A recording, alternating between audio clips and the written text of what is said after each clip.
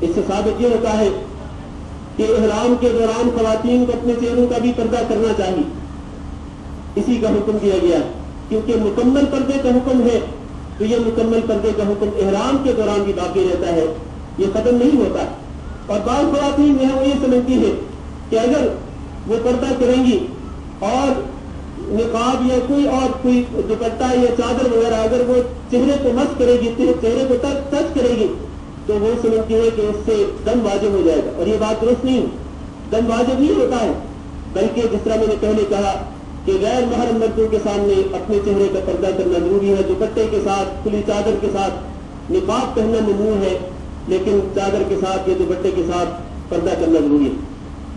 تو ان پابندیوں کا خیال رکھتے ہوئے مرد بھی عورتیں بھی تلبیہ پڑھتے ہوئے لبیک اللہم لبیک لبیک لا شریک لک لبیک ان الحمد والنعمت لک والملک لا شریک لک، یہ تلبیہ آپ میں سے ہر ایک کو یاد ہونا چاہیے، خصوصاً عازمین حج جو ہے، ہمارے بھائی ہوں ہماری بہنیں ہوں، تلبیہ ہر صورت میں یاد ہونا چاہیے، کیونکہ یہ تلبیہ آپ نے کثرت کے ساتھ پڑھنا ہے۔ عمرہ کے لیے جب جائیں گے اس وقت بھی، اور جب حج کا احرام باندھیں گے اس وقت بھی آپ کو بار بار یہ تلبیہ پڑھنے کی تلقین کی جائے گی۔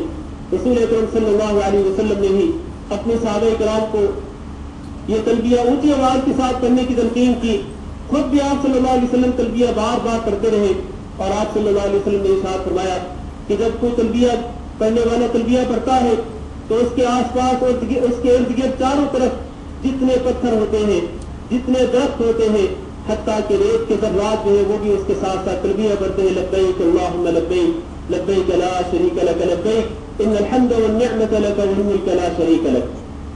تلبیہ پڑھتے ہوئے آپ مکہ مکرمہ پہنچیں گے، مکہ مکرمہ میں آپ کی جہاں پر رہائش ہوگی وہاں اپنا سامان اتاریں گے اور کچھ ریسٹ کرنا چاہیں گے، تو اس کے بعد آپ کو بیت اللہ میں آنا ہے اور بیت اللہ میں آ کر کے طواف کرنا ہے۔ جب آپ بیت اللہ میں پہنچیں گے تو طواف شروع کرنے سے پہلے ایک چیز جس کا خیال رکھنا ضروری ہے وہ یہ ہے کہ اس طواف میں، جو کہ طواف عمرہ ہے، جس کو طواف قدوم بھی کہتے ہیں، اس طواف میں مردوں کے لیے ضروری ہے کہ وہ اپنا دائیں کندھا ننگا کر لیں۔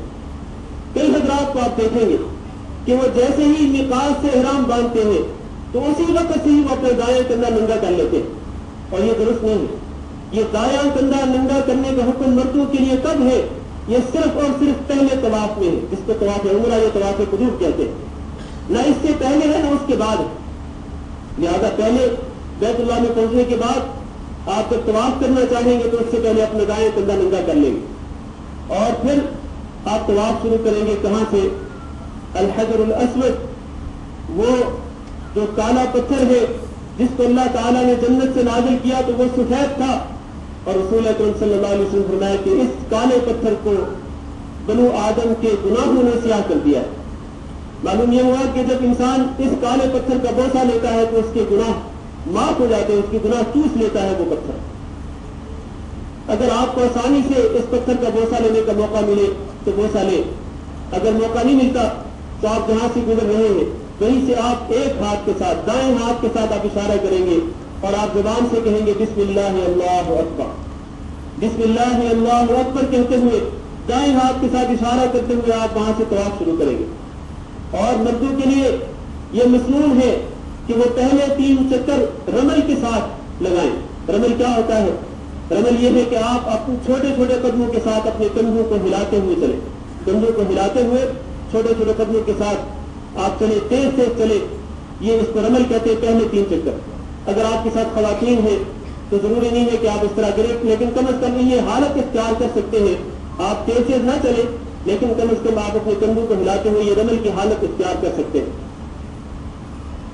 یہ رمل 3 چکر، اور پھر آپ یہ پہلا چکر جب شروع کریں گے، چکر لگاتے ہوئے آپ پہنچیں گے رکن یمانی پر۔ رکن یمانی پر اگر اس کا استلام کرنے کا آپ کو موقع ملتا ہے، ہاتھ لگانے کا موقع ملتا ہے تو ہاتھ لگائیں۔ رکن یمانی کو بوسہ دینا جائز نہیں ہے، یہ بدعت ہے، اس کو علماء نے بدعت قرار دیا ہے، کیونکہ اس کا ثبوت ہی نہیں ہے رسول اکرم صلی اللہ علیہ وسلم سے۔ لہٰذا اس کو بوسہ دیے بغیر اگر ہاتھ لگانے کا موقع ملے تو جائے تو ٹھیک ہے، لیکن اگر اس کا موقع نہیں ملتا تو پھر آپ اشارہ کیے بغیر، رکن یمانی کی طرف اشارہ بھی نہیں ہوگا، اشارہ کیے بغیر آپ آگے بڑھیں گے، اور رکن یمانی اور حجر اسود کے درمیان جو مسنون دعا ہے وہ کرنی چاہیے، اور وہ ہے ربنا آتنا فی الدنیا حسنہ وفی الآخرۃ حسنۃ وقنا عذاب النار۔ یہ مصنون دعا آپ کو وہاں پر بار بار پڑھنی چاہیے. حجر اسود پہ پہنچیں گے آپ کو ایک چکر پورا ہوگا. پھر آپ اسی طرح سے ہاتھ کی اشارہ کریں گے دائیں ہاتھ کے ساتھ اور آپ کہیں گے بسم اللہ اللہ اکبر, اور پھر دوسرا چکر, پھر تیسرا چکر, پھر چوتھا چکر, اس طرح 7 چکر آپ لگائیں گے. ہر چکر میں آپ جو بھی دعا کرنا چاہیں کر سکتے. ہر چکر کے لیے کوئی مصنون دعا نہیں ہے, کوئی خاص دعا مصنون نہیں ہے. جو بھی دعا کرنا چاہیں, اللہ کا ذکر کرنا چاہیں, قرآن مجید کی تلاوت کرنا چاہیں کر سکتے ہیں. تو ہر چکر کے لیے کوئی خاص دعا جو ہے وہ متعین نہیں ہے, اور نہ ہی اس کا ثبوت ملتا ہے رسول اکرم صلی اللہ علیہ وسلم سے اور صحابہ کرام کے طرز عمل سے. 7 چکر مکمل کریں گے. اس کے بعد آپ مقام ابراہیم کے سامنے جائیں گے. یعنی مقام ابراہیم آپ کے سامنے ہوگا, آپ اس کے پیچھے ہوں گے. اگر آسانی سے جگہ ملے تو ٹھیک ہے, ورنہ جہاں کہیں بھی آپ کو جگہ ملتی ہے, مسجد حرام میں جہاں کہیں بھی آپ کو جگہ ملے وہاں آپ 2 رکعت ادا کریں. یہ سنت طواف ہے. اور ان 2 رکعتوں میں سنت یہ ہے کہ آپ پہلی رکعت میں سورۃ فاتحہ کے بعد قل یا ایھا الکافرون اور دوسری رکعت میں سورۃ فاتحہ کے بعد قل ھو اللہ احد سورۃ الاخلاص پڑھیں. 2 رکعتیں پڑھنے کے بعد آپ زمزم پینے کے لیے جائیں. سنت ہے رسول اکرم صلی اللہ علیہ وسلم کی, زمزم پیئے اور زمزم لے کر کے اپنے سر پر بہائیں. یہ زمزم کا پانی یہ بابرکت پانی, رسول اکرم صلی اللہ علیہ وسلم نے فرمایا کہ یہ خطہ زمین پر سب سے افضل سب سے بہتر پانی, لہٰذا اس کو پیئے. اور اگر آپ کسی بھی نیت سے, خاص طور پر جو نیکی کی نیت ہوتی ہے, خیر کی جو نیت ہوتی ہے, خیر و بھلائی کی کوئی بھی نیت ہو, اگر اس نیت سے آپ زمزم کا پانی پیئیں گے تو اللہ تعالیٰ آپ کی اس نیت کو ضرور پورا کرے گا. لا زمزم لما شرب له. اس کے بعد آپ صفا کی طرف جاتے ہوئے آپ حجر اسود کے سامنے پھر جائیں گے اور حجر اسود کی طرف اشارہ کریں گے اور بسم اللہ اللہ اکبر کہیں گے, اور اس کے بعد صفا پہ چلے جائیں گے. صفا پہ جا کر آپ ان الصفا والمروة من شعائر اللہ فمن حج البيت او اعتمر فلا جناح عليه ان يطوف بهما. یہ آیت پوری آپ پڑھتے ہوئے صفا پہ جائیں گے. صفا پہ جا کر آپ بیت اللہ کی طرف رخ کریں گے اور بیت اللہ کی طرف رخ کر کے آپ دعا پڑھیں گے, وہ مصنون دعا جو ہر مسلمان کو جو عازم حج ہے, بھائی ہو بہن ہو, اس کو یاد ہونی چاہیے. اور وہ دعا کیا ہے؟ لا الہ الا اللہ وحدہ لا شریک لہ له الملك وله الحمد يحيي ويميت وهو على كل شيء قدير لا اله الا الله وحده انجز وعده ونصر عبده وهزم الاحزاب وحده. یہ دعا پڑھیں گے اور پھر ہاتھ اٹھا کے اللہ تعالیٰ سے دعا مانگیں گے. اسی طرح پھر آپ یہ دعا پڑھیں گے دوسری بار اور پھر ہاتھ اٹھا کے اللہ تعالیٰ سے دعا مانگیں گے. پھر تیسری بار اسی طرح وہ دعا پڑھیں گے اور ہاتھ اٹھا کے اللہ تعالیٰ سے دعا مانگیں گے. یہ 3 بار یہ عمل ہوگا اور دعا مانگنے کے بعد آپ صفا سے مروہ کی طرف جائیں گے. درمیان میں جہاں گرین لائٹ سے وہاں پر مردوں کو چاہیے کہ وہ چھوٹے چھوٹے قدموں کے ساتھ تیز چلے, قدرے بھاگ کے جائیں. اگر ان کے ساتھ خواتین ہیں تو پھر وہ عام رفتار میں بھی وہاں سے جا سکتے ہیں. جب آپ مروہ پہ پہنچیں گے تو مروہ پہ بھی آپ نے بالکل وہی عمل کرنا ہے جو آپ نے صفا پہ کیا. 3 بار وہی بیت اللہ کی طرف رخ کر کے نہ صفا پہ ہاتھوں کا اشارہ کرنا چاہیے اور نہ ہی مروہ پہ پہنچ کر ہاتھوں کے ساتھ اشارہ کرنا چاہیے. آپ لوگوں کو دیکھیں گے وہاں پر لوگ اشارہ کر رہے ہوں دونوں ہاتھوں کے ساتھ, اور یہ غلط. صرف یہ ہے کہ آپ وہ دعا پڑھیں مصنون دعا 3 بار اور ہر مرتبہ آپ ہاتھ اٹھا کے اللہ تعالیٰ سے دعا مانگیں. مروہ پہ بھی یہ عمل کریں گے اور اس کے بعد آپ صفا کی طرف آئیں گے. مروہ پہ 1 چکر پورا ہوگا, پھر صفا پہ آئیں گے, دوسرا چکر پورا ہوگا, پھر اس طرح واپس جائیں گے, مروہ کا تیسرا چکر پورا ہوگا. اس طرح آپ 7 چکر پورے کریں گے. صفا سے شروع کر کے مروہ پہ آپ کا 7واں چکر ختم ہوگا. اس طرح یہ آپ کا عمرے کا ایک رکن جو ہے وہ ادا ہو جائے گا. آپ کے جو بھی سوالات ہوں گے انشاءاللہ بعد میں آپ لکھ کے بھیج سکتے ہیں, ان کا جواب آپ کو دیا جائے گا. اس طرح یہ عمرے کا یہ رکن پورا ہو جائے گا. پہلا رکن طواف بیت اللہ ہے اور دوسرا رکن یہ کیا ہے؟ یہ صفا مروہ کے درمیان سعی ہے. اور ان سے بھی پہلے جو ایک رکن ہے بنیادی عمرے کا وہ احرام ہے اور احرام کی نیت کرنا. یہ 3 ارکان ہوئے. آخری کام جو باقی رہ جاتا ہے عمرے کے بعد وہ کیا ہے؟